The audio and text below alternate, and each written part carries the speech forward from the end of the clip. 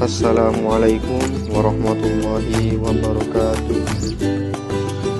Perkenalkan, kami dari kelompok 6 yang terdiri dari Abdul Khafid Raihan Maulana, Azam Makarim, Nurul Amin, Muhammad Syahreza Pahlevi, dan Davinda Aziz Sifa Widaksana.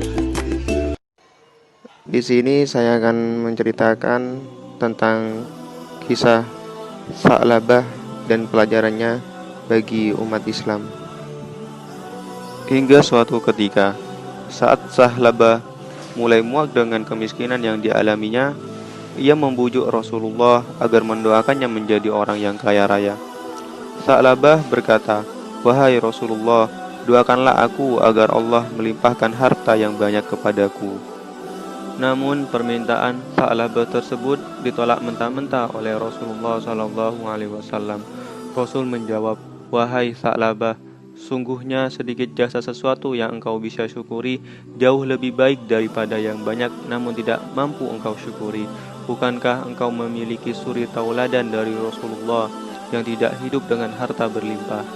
Demi zat yang jiwaku berada di tangannya, jika aku menginginkan gunung berubah menjadi emas dan perak, maka semua itu akan terjadi." Mendapat jawaban demikian, Sa'labah kecewa, namun tetap tidak mengurungkan niatnya.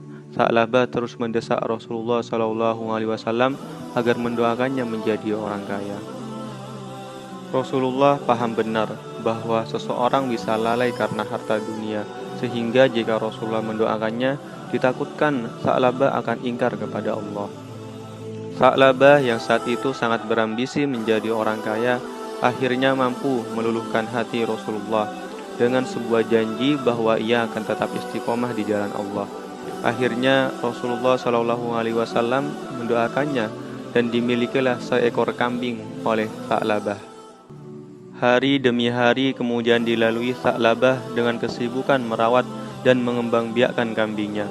Berkat keuletannya, kambingnya pun bertambah banyak hingga membuat kota Madinah sesak dipenuhi kambing. Menyikapi keadaan tersebut, Sa'labah memindahkan tempat gembala kambing-kambingnya di sebuah lembah luar kota Madinah. Sa'labah yang semakin sibuk mengurusi kambing-kambingnya akhirnya perlahan mulai meninggalkan sholat. Bahkan ketika salah seorang dari utusan Rasulullah mendatanginya untuk meminta zakat dari Sa'labah, ia menolaknya dengan dalih zakat hanyalah pajak belaka. Utusan Rasulullah itu lalu menyampaikan apa yang dikatakan Sa'labah hingga membuat Rasulullah SAW geram. Rasulullah SAW berkata, "Sungguh celaka Sa'labah, sungguh celaka ia." A'udzu billahi minasy syaithanir rajim. وَمِنْهُمْ مَنْ عَاهَدَ اللَّهُ لَئِنْ آتَانَا مِنْ فَضْلِهِ لَنَصَّدَّقَنَّ وَلَنَكُونَنَّ مِنَ الصَّالِحِينَ فَلَمَّا آتَاهُمْ مِنْ فضله بخلوا به وتولوا وهم معرضون. Dan di antara mereka ada orang yang telah berikrar kepada Allah, "Sungguhnya jika Allah memberikan sebagian karunia-Nya kepada kami, pastilah kami akan bersedekah dan pastilah kami termasuk orang-orang yang soleh." Maka setelah Allah memberikan kepada mereka sebagian dari karunia-Nya, mereka kikir dengan karunia itu dan berpaling, dan mereka memanglah orang-orang yang selalu membelakangi kebenaran. Sadar akan perbuatannya yang melampaui batas, Sa'labah lalu memohon ampun kepada Rasulullah SAW dan bersedia membayar zakat. Akan tetapi, Rasulullah terlanjur mendapat perintah dari Allah agar tidak menerima zakat dari Sa'labah sebagai akibat dari kekikiran dan kecongkaannya.